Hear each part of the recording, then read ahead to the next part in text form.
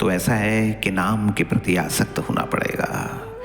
यह आकर्षण अथवा आसक्ति धीरे धीरे बढ़ती है, जो नाम के प्रति होती है ना, ये धीरे धीरे बढ़ती है, लेकिन इसे निरंतर बढ़ाना पड़ता है। तो इसको बढ़ाने के लिए जैसे ध्यान, कीर्तन, संतवाणी का श्रवण, भजन, नाना प्रकार के प्रयास जो हैं वो बारंबार करने पड़ते हैं, तब नाम के प्रति आकर्षण बढ़ जाता है। फिर ये निरंतर भी करना पड़ता है, यानी कि ये अभ्यास बार बार करना पड़ता है। तो अवश्य ही शुरू में एक निश्चित समय पर करना होता है, पर बाद में स्वाभाविक निरंतरता स्थापित हो जाती है। यही अभ्यास है।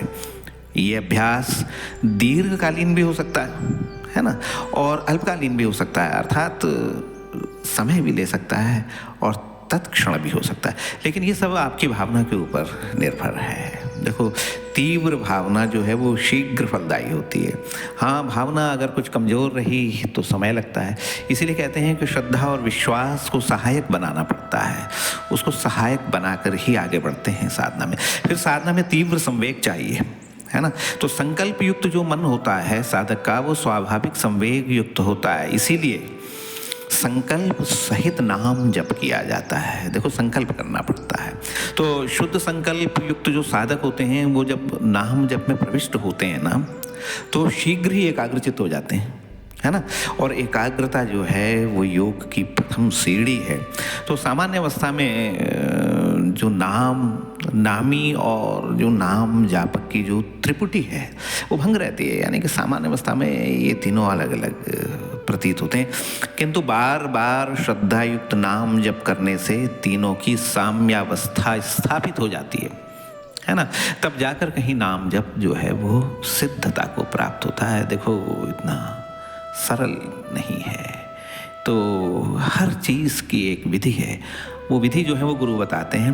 तो जब गुरु से ये कृपा मिल जाती है, तब साधक जो है वो इस अभ्यास को जो है वो बार बार करते हैं, है ना।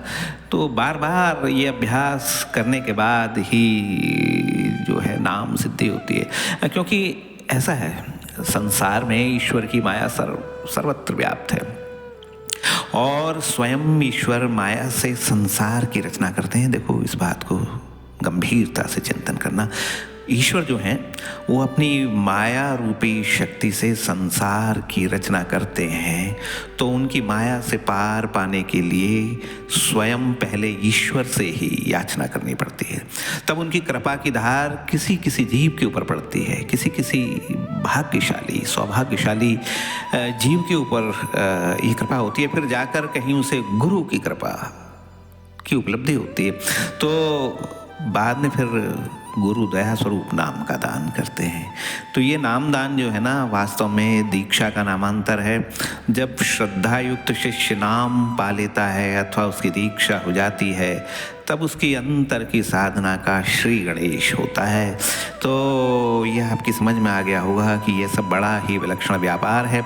हर एक के भाग्य में ये होता नहीं है ना। तो लेकिन भाग्य के भरोसे बैठे रहने से भी काम नहीं होता है। अतः स्वयं के पुरुषार्थ का सहारा लेना चाहिए।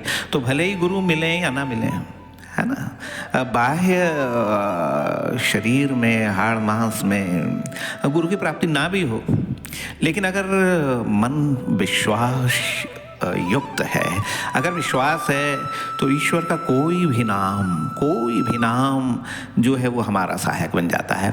उस नाम का स्मरण करते रहना चाहिए, है ना।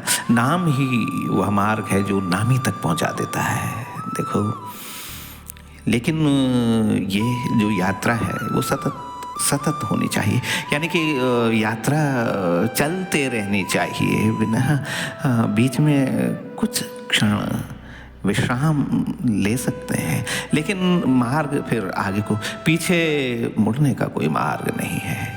तो ये यात्रा जो है वो सतत होनी चाहिए, तभी गंतव्य तक पहुंच पाएंगे। ये अंतर की यात्रा है। देखो, ये सामान्य वस्तु नहीं है। जो चलता है वही जान पाता है, जो केवल सुनकर रह जाता है वो इसे नहीं जान सकता। ये आप समझ लीजिए। लेकिन ये परम सत्य है कि प्रभु के नाम का जप एक रहस्यमय क्रिया है। जो नाम साधक का कल्याण करती है, ये वही जान पाएगा जो करेगा, पूर्ण विश्वास से करेगा, पूर्ण श्रद्धा से करेगा, भगवत कृपा पर विश्वास करके आगे बढ़ेगा, संसार से परे की यात्रा के लिए संकल्प लेकर इस मार्ग में आगे बढ़ना पड़ता है। इसीलिए नाम जप करते रहिए जब तक कि नाम जप सिद्ध ना हो जाए। तब तक हरि ओम तत्सत। ओम नमः शिवाय।